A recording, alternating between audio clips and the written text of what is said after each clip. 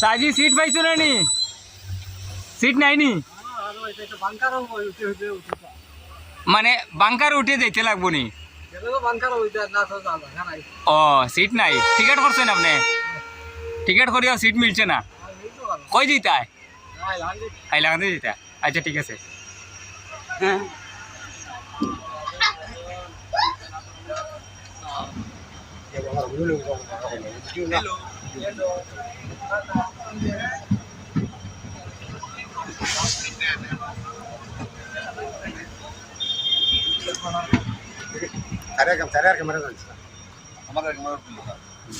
তো আপনি যেহেতু এখানের স্থানীয় মানুষ কাটাকালের, আজকে দেখা গেছে এই ভৈরবী হাইলাকান্দি ভৈরবী যে যাত্রীবাহী ট্রেন ওই অল্প কিছুক্ষণ আগে এই কাটাকাল থেকে ছেড়ে গিয়েছে। তো দেখা গেছে অনেক প্যাসেঞ্জার দাঁড়িয়ে আছেন টিকিট করেও, কিন্তু সিট পাচ্ছেন না।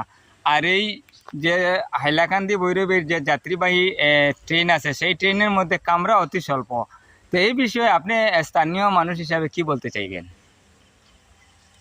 ভাই, আমাদের দুর্ভাগ্য, আমরা কাটাকাল জংশনের আশপাশের মানুষ জানি না কী কারণে আজ ভারতবর্ষের মধ্যে সবচেয়ে নিম্নমানের যে রেলওয়ে জংশন আছে তার নাম হচ্ছে কাটাকাল। আজকে পর্যন্ত প্ল্যাটফর্মের মাঝে নাই কোনো শ্যাডো। 2 নম্বর যে প্ল্যাটফর্ম যেটা আছে কাটাকাল ভৈরবী, এটার উপরে নাই কোনো পিচ বা ইট বসানোর কোনো ব্যবস্থা। ঘাস এবং ল্যাংড়ায় সম্পূর্ণ রাস্তাটা বা প্ল্যাটফর্মটাকে চাইয়া নিছে। এই অবস্থাতে আমাদের হাইলাকান্দি জেলার একমাত্র জংশন এই অবস্থা দাঁড়িয়ে আছে। আজকে যদিও আমাদের বরাক ভ্যালিটা সম্পূর্ণ বিজিতে রূপান্তরিত হয়েছে এবং সঙ্গে সঙ্গে মিজোরামের ভৈরবী থেকে শিলচর পর্যন্ত একটি যাত্রীবাহী ট্রেন সরকার বরাদ্দ করেছিল।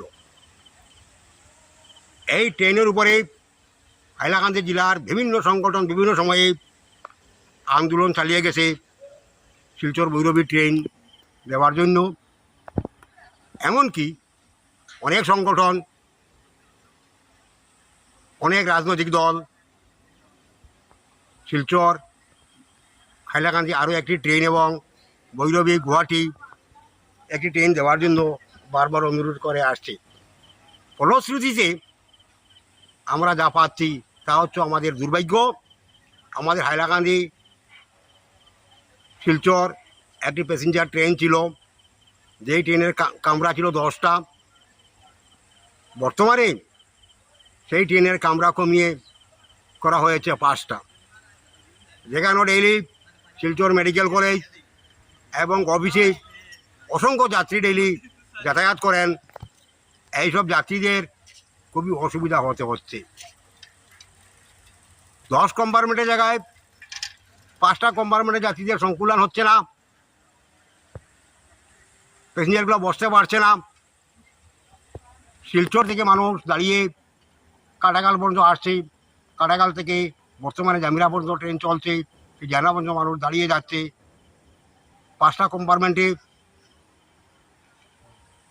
90টা করে যদি সিট হয়, 5 নং 45 400 সিট আছে টোটাল, প্যাসেঞ্জার আছে 12 থেকে 1400।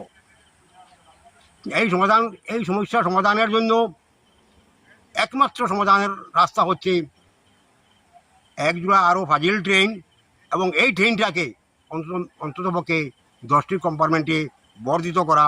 এটাই আমাদের স্থানীয় জনসাধারণের দাবি।